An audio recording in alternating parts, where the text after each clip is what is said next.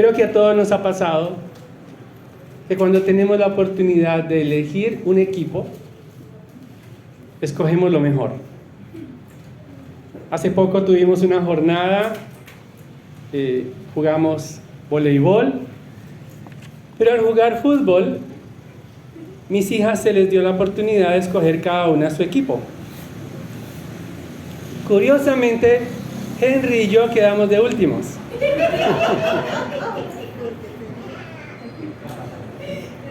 Porque queremos ganar, aunque parezca una reunión familiar, de iglesia, creo que todos queremos ganar.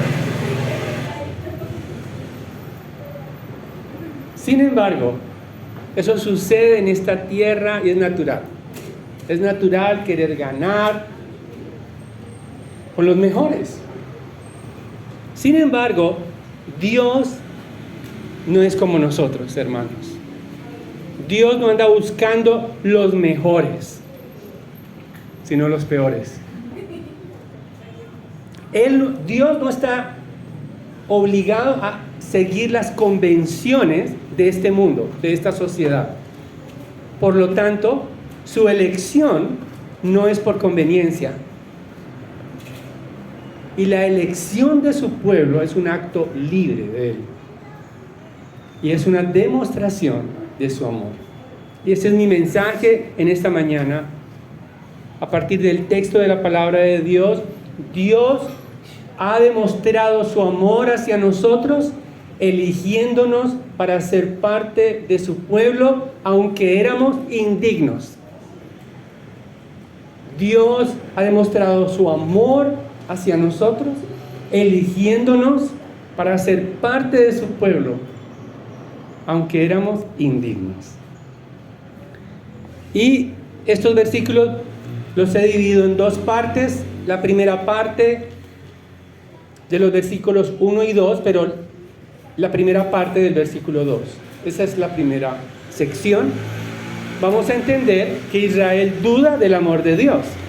Pero en segundo lugar, la segunda parte del versículo 2 hasta el versículo 5, Dios recuerda su elección. Ahora, es muy importante al leer la Escritura y especialmente al tratar de entender un texto como Malaquías, el contexto histórico es crucial para poder entender el profeta, su mensaje. Hay unos destinatarios y si sabemos el momento histórico en el cual el profeta está dando su profecía de parte de Dios, si sabemos lo que está sucediendo en el entorno, nos va a ayudar a entender el mensaje y finalmente vamos a poder aplicarlo a nuestras vidas. Entonces, tenemos que rememorar y recordar un año que me decía mi profesor, no puedes olvidar este año porque es vital, o sea, es clave. 538 antes de Cristo. ¿Qué sucedió en el 538 antes de Cristo? El decreto de Ciro, el rey persa, donde permite que todos los exiliados regresen nuevamente a Jerusalén. Ellos habían sido llevados cautivos por Babilonia. Recuerdan cuando leemos, hubo varias oleadas de cautividad, entre ellas Daniel, pero la más trágica fue cuando Nabucodonosor destruye el templo, se lleva todos los utensilios del templo y en ese momento la cautividad, la lamentación. Entonces han pasado más de 50, al menos 60, perdón, ha pasado casi 50 años y viene el año 538 y comienzan a regresar los cautivos, los exiliados que ya tenían vida allá en este momento están bajo el imperio persa y empiezan a regresar. Primero el que llega es Zorobabel para reconstruir el templo. Luego, 60 años después, llega Esdras y él reconstruye la comunidad. y la adoración nuevamente, a través de él recuerda la ley de Dios, y juntamente con Esdras regresa Nehemías y él se encarga de reconstruir los muros de Jerusalén. Entonces, desde el 538, recuerden que como estamos hablando antes de Cristo, hay que restar los años, porque nos acercamos cada vez más a Cristo. Entonces han transcurrido 100 años, o sea, ya no sé, más o menos el 438 antes de Cristo, han pasado 100 años desde que ellos regresaron. 100 años es mucho tiempo. Para hacernos una idea, en 100 años ninguno de nosotros, ninguno habitante de la tierra existirá en 100 años, salvo los bebés que pueden estar cumpliendo los 101 años, pero lo dudo. Entonces, para que se hagan una idea, en 100 años toda la generación, toda nuestra generación estará muerta. 100 años es mucho tiempo. Han pasado 100 años y entonces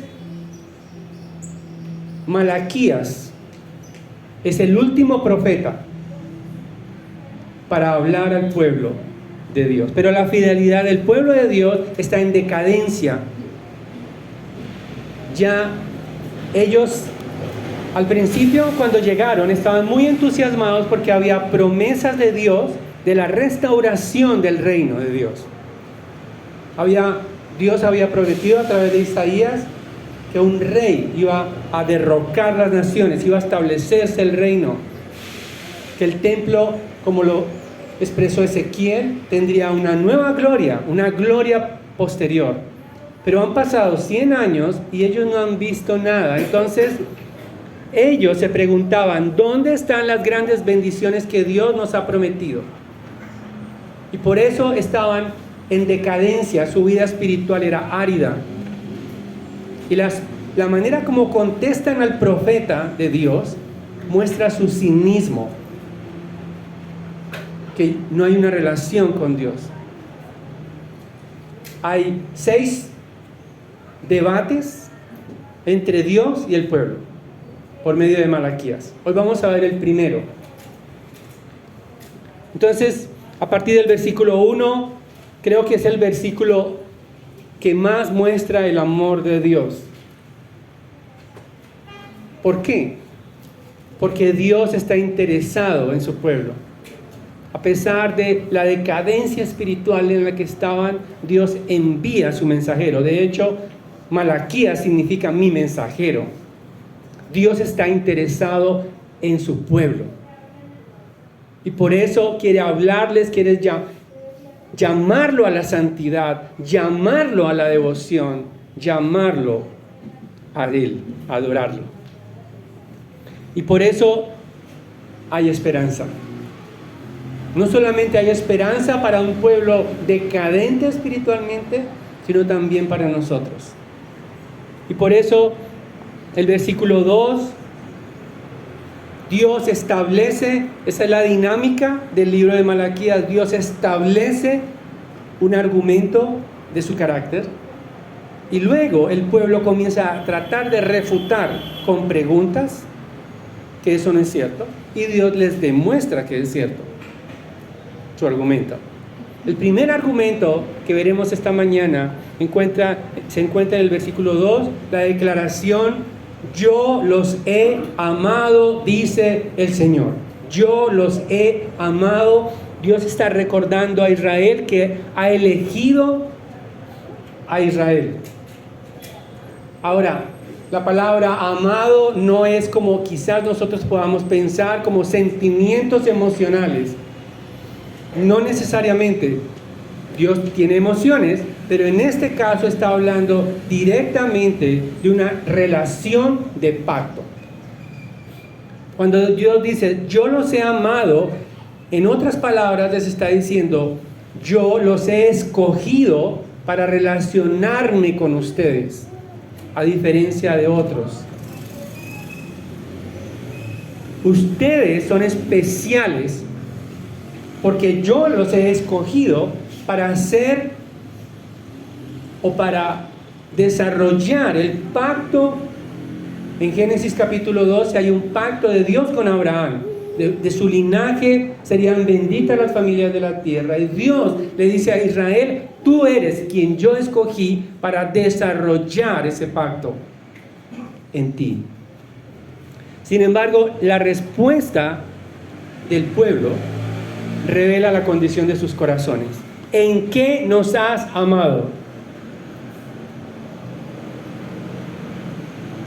Pone en duda el amor de Dios. ¿Cómo nos demuestras que nos has amado? Es lo que le dicen a Dios, cuestionando su carácter. La respuesta es un poco cínica del pueblo. Israel cree que Dios no lo ama porque han pasado 100 años y no han visto las promesas hechas realidad. Promesas relacionadas con el futuro rey mesiánico, Isaías capítulo 11. Promesas relacionadas con la presencia de Dios en el nuevo templo, Ezequiel 40 al 48, Zacarías capítulo 2. Promesas relacionadas con el reino de Dios sobre las naciones, Isaías capítulo 2, Zacarías capítulo 8. Ellos no se sienten amados y, como lo vamos a ver a medida que avanzamos en el libro, están ofreciendo sacrificios de lo que les sobra a Dios. Como no se sienten amados, todo el sistema sacerdotal está corrupto. Han llegado a ser mecánicos en la adoración. Mecánicamente quieren tratar de dar a Dios lo que les sobra de su adoración. También están violando el pacto con sus matrimonios. Y también están incumpliendo el pacto de Dios. Pero, hermanos y amigos, no somos mejores que Israel. Porque también tenemos la tendencia de dudar del amor de Dios cuando pasa el tiempo y no vemos realidad. La realidad de sus promesas en nosotros. Dudamos del amor de Dios cuando todo sigue igual. Todo sigue igual. Y no vemos un cambio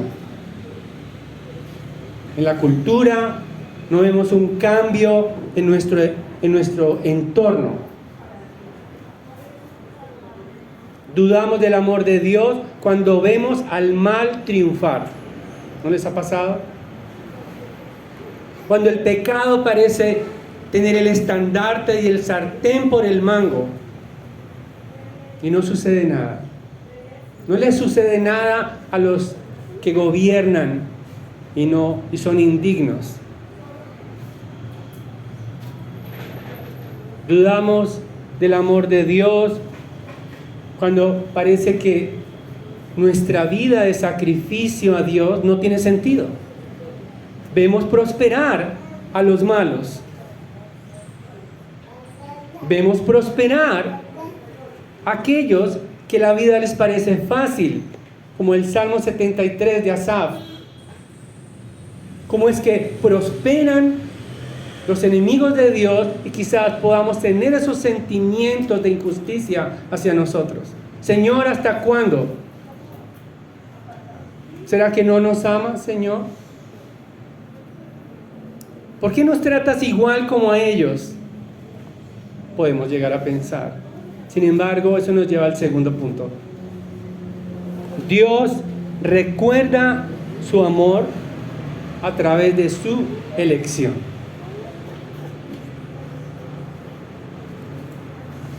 La segunda parte del versículo 2, el Señor hace una pregunta. ¿No era Esaú hermano de Jacob?, declara el Señor. Él está recordándoles que ellos son la descendencia de Jacob. De hecho, Jacob es Israel. Ambos con Esaú fueron concebidos en el mismo vientre de Rebeca. Pero aún antes de nacer, Dios ya había anunciado que el mayor serviría al menor. Génesis capítulo 25, versículo 23. Y el Señor dice nuevamente: yo amé a Jacob y aborrecí a Esaú. Tenemos que tener cuidado aquí porque esta es una traducción. La palabra amé, como hablábamos hace un momento, significa que Dios escogió a Jacob y no a Esaú para continuar la relación de alianza que tenía con Abraham. Aborrecer en este contexto no es que Dios odia a Esaú, como nosotros que somos similares. No es una emoción de Dios, no. Simplemente significa que Esaú no fue el elegido para continuar la relación de pacto con Abraham. Es muy importante tener en claro eso. Y por eso los versículos siguientes respaldan la afirmación de Dios. Dice el versículo 3: aborrecí a Esaú e hice de sus montes desolación y di su heredad a los chacales del desierto. En otras palabras, la descendencia de Esaú, que es entendida, más adelante lo llama así, Edom. En nuestras Biblias dice, aunque Edom es el pueblo que desciende de Esaú. De hecho, la palabra Edom tiene que ver también con el color rojo. Esaú era como de cabello rojizo. Y es muy interesante porque ellos también fueron invadidos también, fueron destruidos, pero Dios no permitió que Edom volviera a reedificarse. Cuando habla de chacales del desierto, está hablando de una tierra olvidada. A pesar de que él fue a los montes, Dios no le permitió prosperar a Esaú, para que no dijera, yo tengo el respaldo de Dios. Para que no dijera, yo soy el pueblo de Dios. No. Dios detuvo esa restauración de Edom. Edom está ubicado actualmente, o era llamado en la antigüedad como Idumea, en lo que hoy es Jordania. Y la capital, creo que sí es conocida por nosotros, es Petra, un sitio turístico, que curiosamente es como rojizo también. Idumea o Edom mantenía en constante conflicto con Israel. Desde el vientre comenzaron los dos bebés a luchar y después se convirtieron en dos pueblos enfrentados entre sí. Entonces, la destrucción de Edom parece ser, dice un comentarista, probablemente es el resultado de las repetidas invasiones de los babilonios. En el año 605, en el año 540 a.C., Nabonido, uno de los sucesores posteriores de Nabucodonosor, afirma haber destruido un lugar que probablemente era la capital edomita en el 552 antes de Cristo. Entonces, cualquier intento de Edom de reconstruir su pueblo, Dios lo destruiría por amor a Jacob, por amor a Israel, porque Israel es el pueblo que continúa la relación de pacto. Dice el versículo 4, aunque Edom dice, hemos sido destruidos, pero volveremos y edificaremos las ruinas, el Señor de los ejércitos dice así, ellos edificarán, pero yo destruiré. Y los llamarán territorio impío y pueblo contra quien el Señor está indignado para siempre. Una nación, Edom, sería identificada como un pueblo contra el que Dios estaba indignado. Y la demostración de eso era que nunca se iba a levantar de su postración. Ahora, ¿por qué esto es una demostración de amor hacia Israel? Una buena pregunta. Porque Israel sería restaurado. Edom no. La invasión de Babilonia sería simplemente un asunto temporal.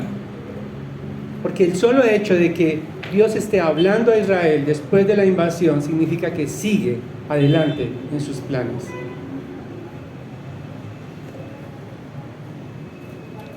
¿Cuál sería la respuesta entonces de Israel?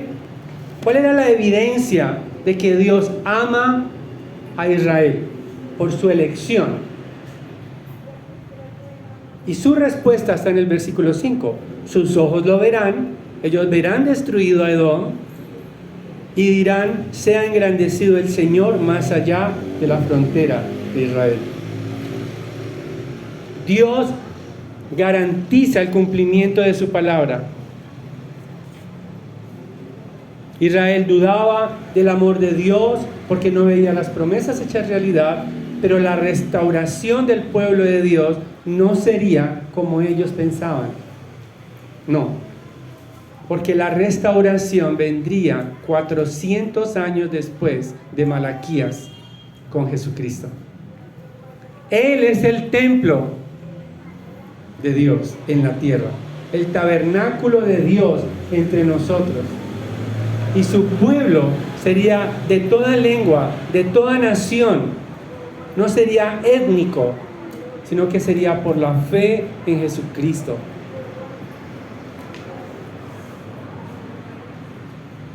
Como Israel podemos dudar del amor de Dios en momentos difíciles, pero para sentirnos amados por Dios, necesitamos meditar en el amor de Dios que nos ha mostrado al elegirnos para relacionarnos con Él. Para poder sentirnos amados por Dios, no mires hacia afuera. No te compares con tu vecino. No te compares con otros para sentir el amor de Dios. No. Medita en la elección de Dios hacia ti. Imaginemos que un director técnico, nuevamente, elige a los peores jugadores para enfrentar el partido más difícil. Ya parece un poco improbable, pero imaginemos. O imaginemos que el gerente busca a los trabajadores menos calificados, más perezosos, para comenzar un nuevo proyecto. Imaginemos. Imaginemos entonces que un general va a enfrentar la batalla más difícil con los soldados más incapaces, que ni siquiera atienden su cama.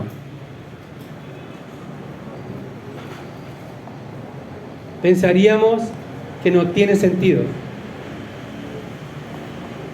pero eso fue lo que hizo Dios con nosotros. Fuimos escogidos de lo vil y lo menospreciado de este mundo.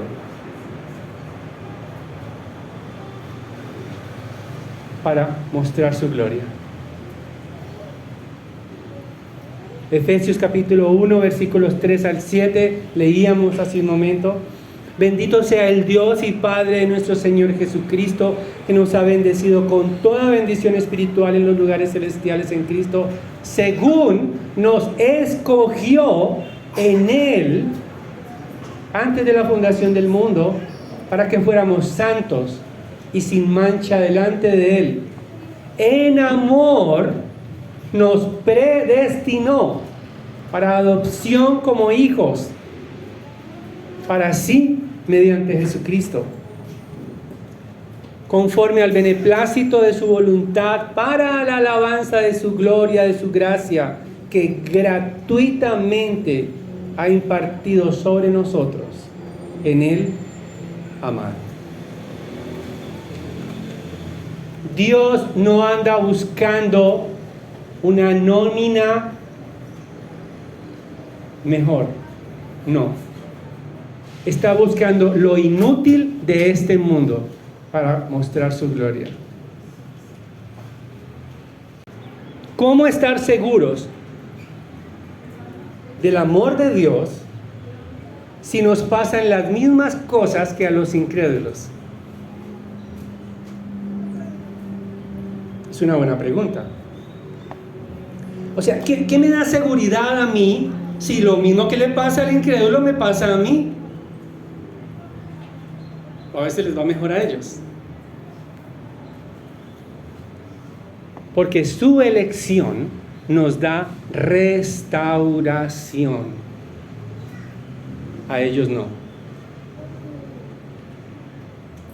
La elección no nos va a librar de nuestra tendencia a pecar.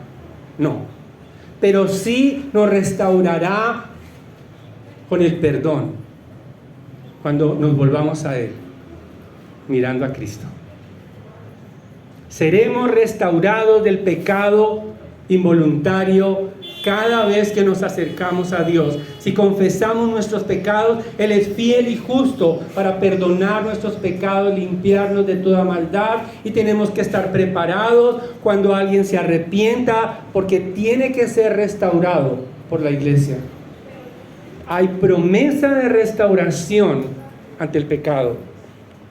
La elección no nos libra de nuestras debilidades. Vamos a tener la debilidad de pasar horas en las redes sociales. Vamos a tener la debilidad de admirar esta tierra, este mundo con sus ídolos de papel.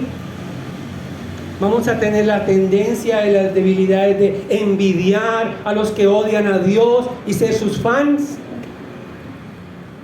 Sin embargo, hay esperanza para ser restaurados a la santidad, para ser levantados de la postración de la idolatría.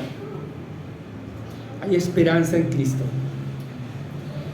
Ellos terminarán sus vidas en destrucción y no se levantarán jamás.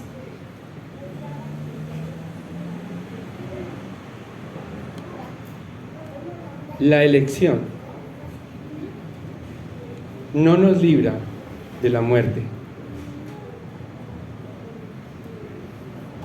pero tendremos resurrección para siempre. Y el amor de Dios será pleno el día en que contemplemos, como cantábamos, su rostro, porque nos escogió para estar con Él. Su sangre fue derramada en el Calvario para que tengamos comunión con Él.